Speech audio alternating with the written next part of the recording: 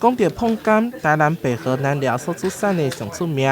这种青皮食起来酸甜，滋味真好，受到袂少人的喜爱。台南市府结合白河区公所，11月11号要伫咧关仔岭举办碰柑节活动。南寮的碰柑或者东山的青皮碰柑都是好碰柑啊，只要好吃的都好碰柑哦。所以不管是灯鱼的还是东山青皮的，哦，拢是最好食。所以欢迎大家来。活动现场除了有碰柑展售以及美食之外，市员李宗翰特别问下知名酒吧，以南寮碰柑制造酒品特调，来送予到关仔岭带房的旅客，